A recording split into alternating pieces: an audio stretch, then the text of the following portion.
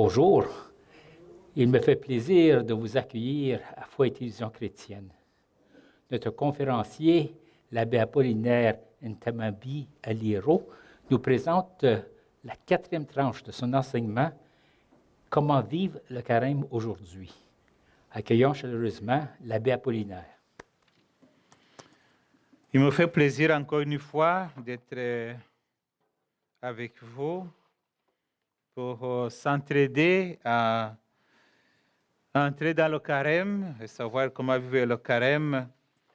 Et la dernière fois, on parlait du carême comme un choix personnel, une rencontre. On veut vivre la relation avec Dieu à travers ce qui nous invite à vivre, donc le choix de me faire mourir en nous, de laisser mourir en nous tout ce qui est négatif et de faire vivre en nous toute l'action de Dieu. Et on finissait en parlant du carême, comme vivre les 40 jours. Et puis on a vu toutes les différents sens du mot, les différents sens de 40. Alors on se disait que Jésus lui-même, il a vécu ces 40 jours et c'est là où je se conduis pour pouvoir comprendre comment est-ce que nous aussi nous pouvons vivre nos 40 jours et en regardant Jésus. Vous savez que pour nous, chrétiens, chrétiennes, notre modèle de référence, c'est seulement lui. Alors, ce qui n'a pas vécu, on ne peut pas nous aussi penser le vivre. Alors, c'est mieux de vivre qu'est-ce qu'il a vécu, puis de comprendre comment est-ce que Jésus a essayé de vivre cette vie en tant qu'humain, même s'il est fils de Dieu. Le passage qui nous parle de ce Jésus qui a vécu le carême, ces 40 jours, c'est dans l'évangile selon saint Matthieu. J'ai choisi l'évangéliste Matthieu parce que non seulement on est dans l'année A, où c'est l'évangile qui nous parle justement de la vie de Jésus pendant toute l'année A, mais c'est surtout parce que c'est un évangile catéchétique. Donc, il y a un cheminement de catéchèse que Matthieu nous propose. Et lorsqu'il nous parle du carême de Jésus, donc les tentations au désert de Jésus, il développe ce que vous trouvez dans l'évangile selon saint Marc, qui est comme un petit résumé. Luc développe un tout petit peu, mais lui, il nous montre de façon détaillée quelles sont les tentations que Jésus a dû affronter. Et ce n'est pas seulement ce jour-là, mais toute la vie de Jésus a été de combattre contre les 3 tentations. Alors, qu'est-ce qu'on découvre tout d'abord? On découvre que Jésus est tenté juste après son baptême.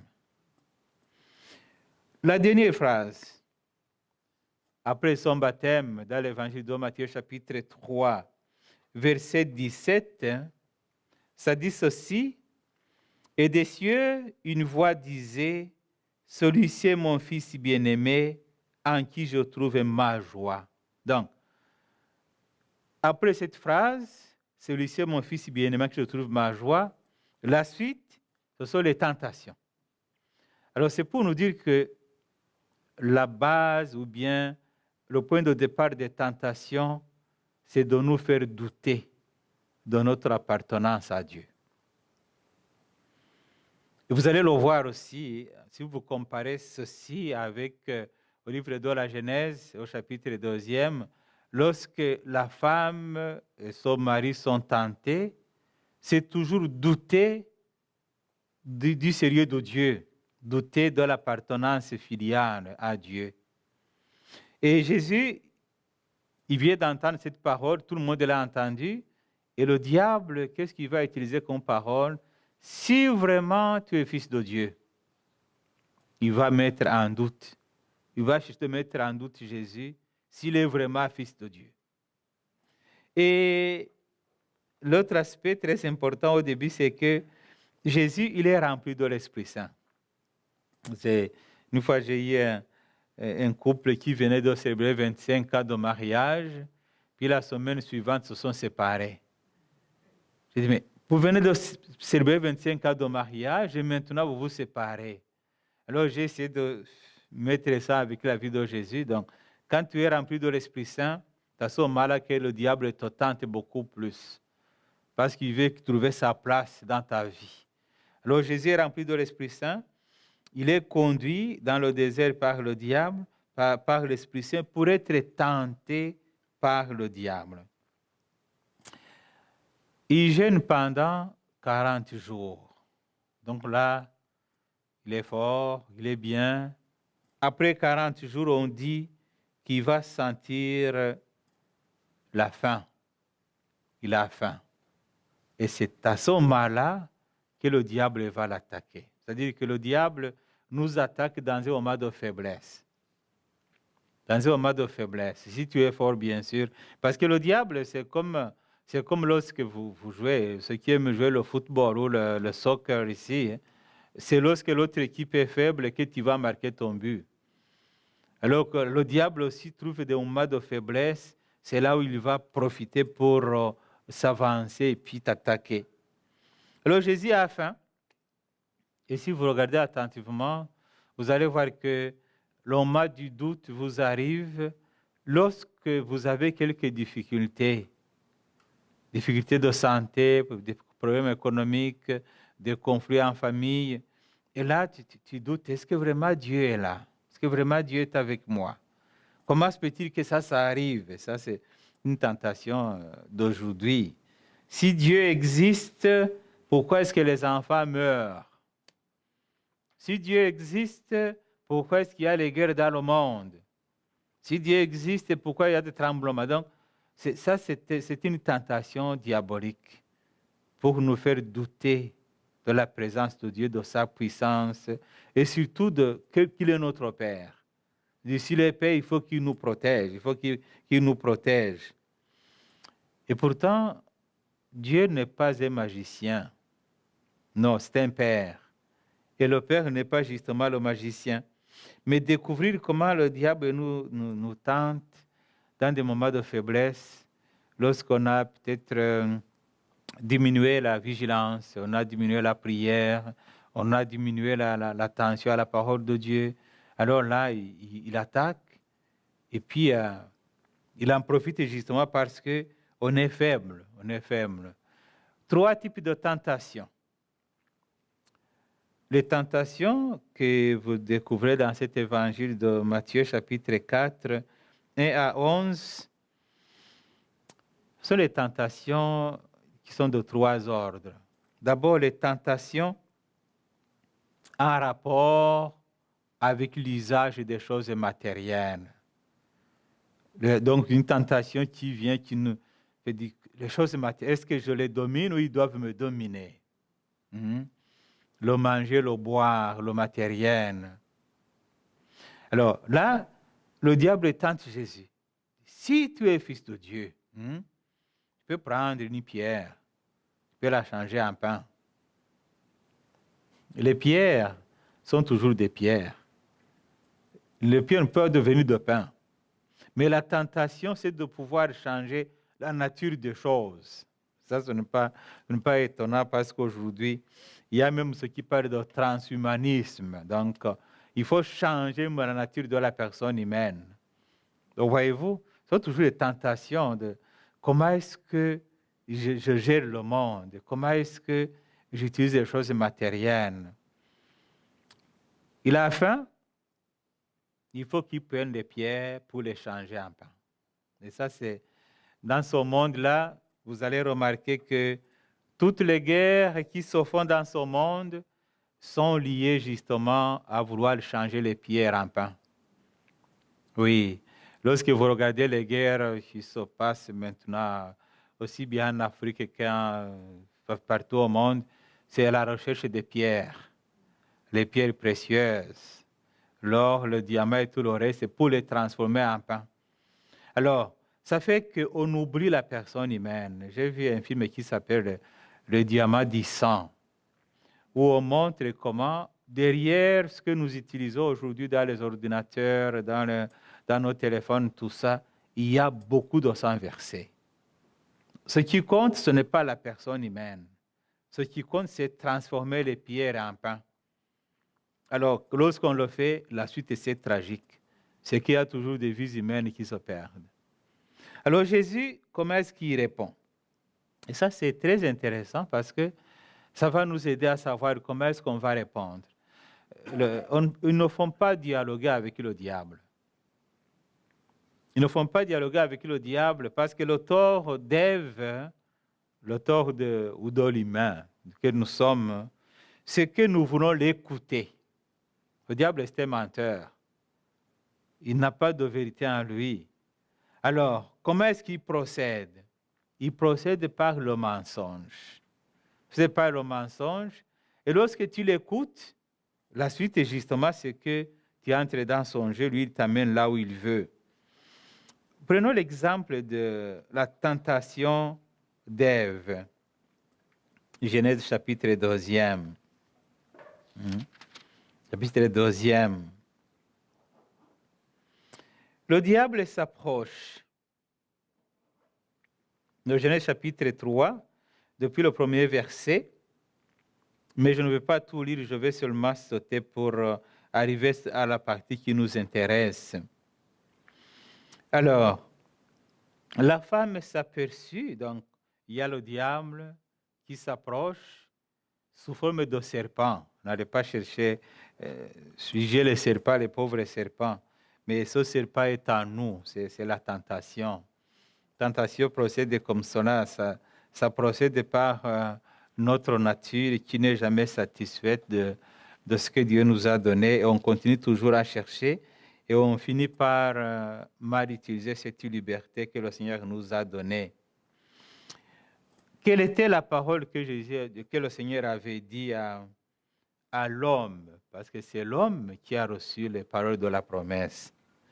Lui avait dit, vous ne mangerez pas l'arbre donc de la connaissance et l'arbre donc de la vie. Bon. Mais tout le reste nous est donné. Tout le reste, le Seigneur nous les a donnés. Parce que l'arbre de la connaissance, vous voyez, quand vous lisez l'épître au 1 Corinthiens 13, depuis le verset 12, l'apôtre Paul nous révèle, et puis c'est vrai, que maintenant que nous sommes dans le monde comme créatures, notre connaissance est limitée. Mais il y aura un temps où nous allons connaître totalement lorsque nous serons connus. Donc, c'est un don de Dieu. Dieu va nous donner cette connaissance-là. L'arbre de la vie, nous savons que Jésus, c'est lui qui nous fait entrer dans la vie éternelle. Mais le danger, c'est que nous voulons avoir la vie. Vous savez, maintenant, il y en a des théories qui disent qu'on peut même arriver à trouver des médicaments pour durer éternellement sans mourir. Et puis, donc c'est comme si on est dans les chimères, mais c'est la tentation de vouloir toujours éloigner Dieu pour faire nous-mêmes ce que nous voulons faire. Alors, le diable s'approche, il sait que Dieu a dit quelque chose à Adam et à Ève. Parce que le diable ne peut pas lire dans notre mémoire. Il ne peut pas lire ce qui est dans notre intelligence, dans notre cœur. C'est nous qui révélons au diable ce que Dieu nous a dit. Voilà, pour pouvoir connaître toute la vérité, il va demander à la femme, Dieu vous a vraiment dit, vous ne mangerez aucun arbre du jardin. Donc, là, la femme l'écoute. Et c'est la femme qui va révéler qu'est-ce que Dieu a dit à son mari. Il dit non. Nous mangeons les fruits des arbres du jardin, mais nous ne mangerons pas le fruit de l'arbre qui est au milieu du jardin. Il dit non, c'est parce que Dieu sait que si vous le mangez, vous ne mourrez pas, mais vous allez devenir intelligent comme lui. Alors, comme je vous l'ai dit, la première tentation commence en doutant de notre relation avec Dieu. Est-ce que c'est un père ou c'est un jaloux? Alors la femme, qu'est-ce qu'il voit? Et s'aperçoit que le fruit de l'arbre devait être savoureux, qu'il était agréable à regarder et qu'il était désirable, cet arbre, puisqu'il donnait de l'intelligence. Donc, le péché par les yeux, le regard.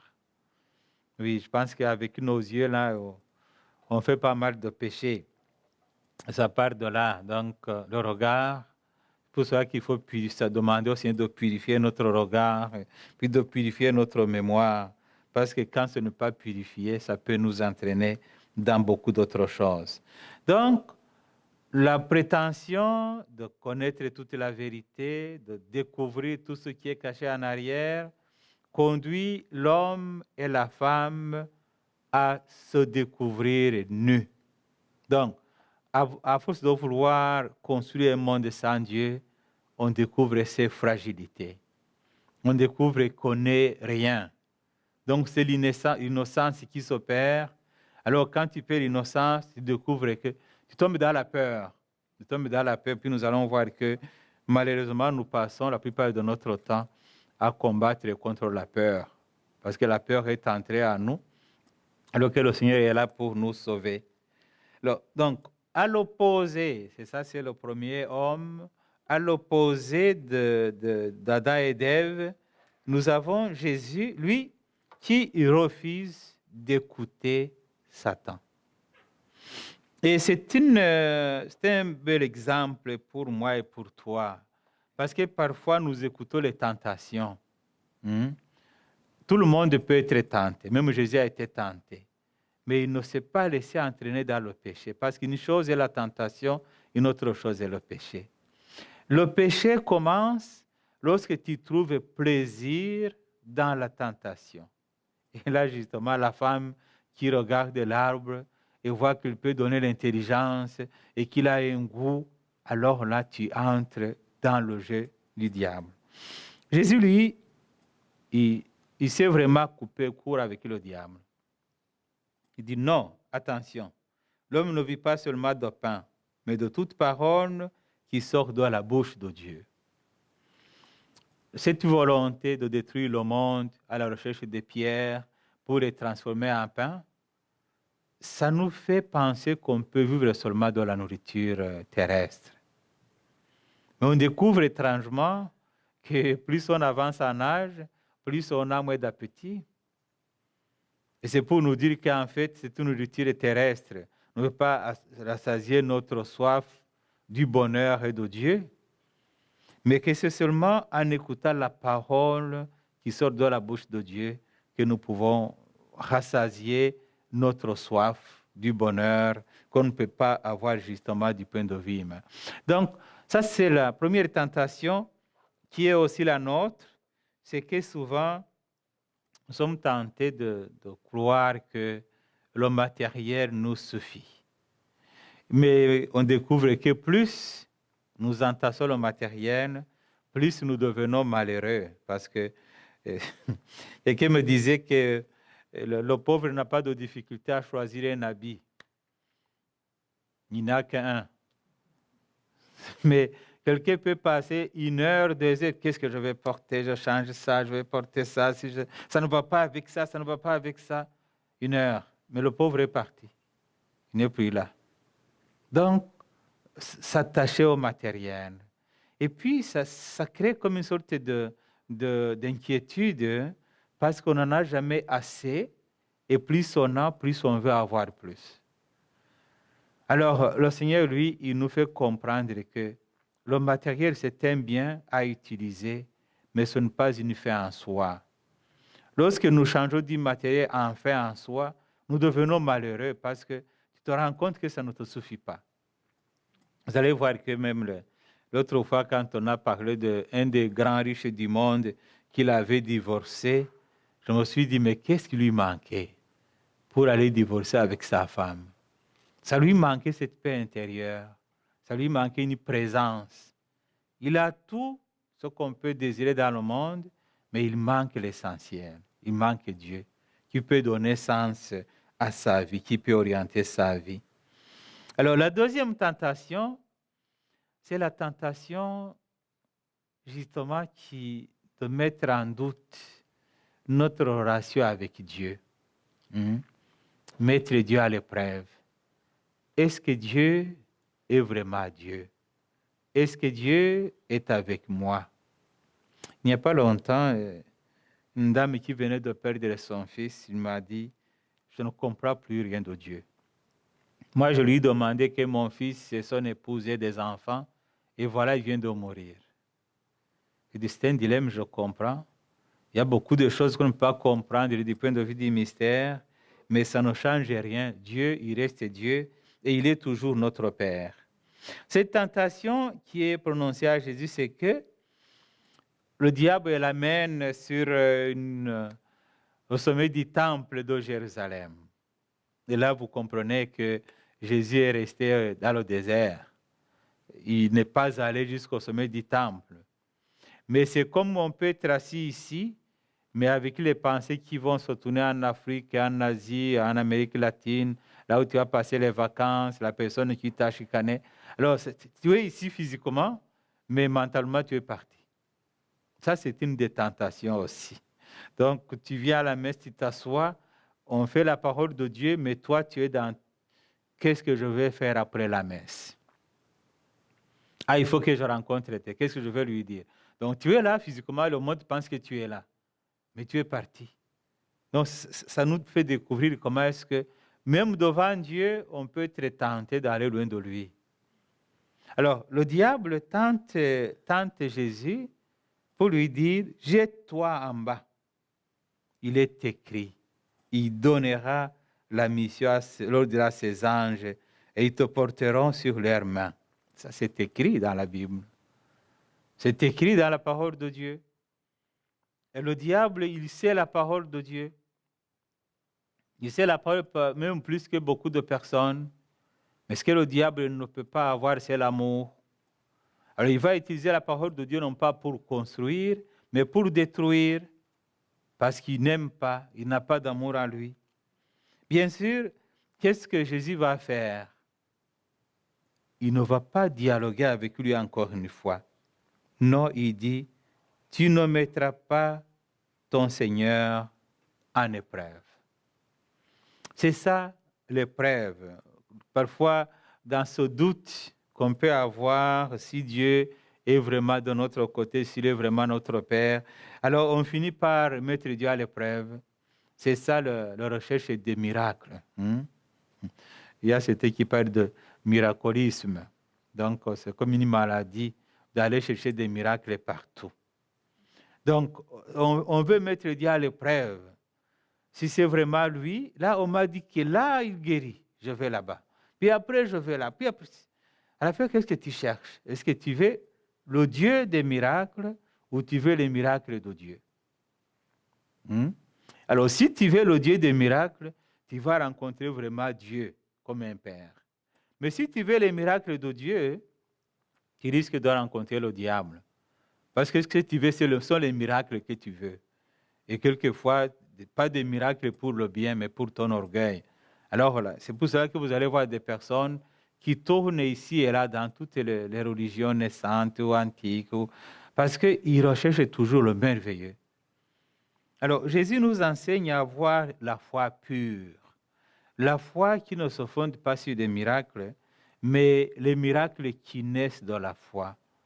Parce que nous croyons en Dieu, parce que nous savons que c'est un Père, même se lever le matin et être ici debout aujourd'hui, c'est déjà un miracle de Dieu. Donc si tu as la foi, tu vois les miracles partout. Mais qui n'a pas la foi, qui cherche les miracles, vous savez, il y en a même qui vont chercher des miracles, ils sont chrétiens, mais ils vont chercher la force ou la puissance dans des religions païennes. C'est ça, donc la recherche des miracles. Alors le Seigneur veut nous faire comprendre que si nous voulons marcher avec lui, il faut que nous acceptions que Dieu, c'est notre Père. Et si tu l'acceptes, tu n'as pas à t'inquiéter, parce que tu n'es pas seul. Tu es avec celui qui donne vraiment la vie, celui qui peut transformer ton existence. La troisième tentation concerne nos relations interpersonnelles. Donc, voyez-vous, comment est-ce que le monde est géré?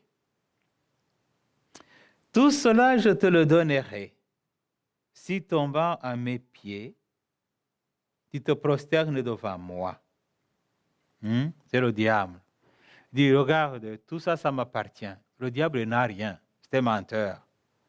Mais il parle des choses de Dieu, il dit que ce sont ses affaires. Et nous, parce que nous les miroitons, parce que souvent quand on parle de Satan, je voyais quand j'étais enfant dans notre livre de catéchisme, c'était une affaire qui est comme un ange noir, mauvais, méchant. Mais si le diable est si méchant, personne ne tombera dans ses griffes. Mais c'est parce qu'il se présente avec un bon regard, avec un bon langage, avec un visage apparemment aimant, tout ça, que nous tombons dans ces pièges. Alors là, la question qui se pose de se dire que quelle est la relation entre les humains? La relation entre les humains, malheureusement, c'est dominant et dominé. Même dans nos familles, là. Parfois, on va dire, OK, il y a la paix dans la maison parce que je suis le seul qui parle, les autres écoutent. Vous allez voir que le monde, c'est ça. Dans le monde, il y en a qui disent, nous commandons, les autres doivent écouter. Alors, le diable tente Jésus en lui faisant comprendre qu'il peut tout recevoir à condition de se mettre à genoux devant lui et puis qu'il va dominer sur tout.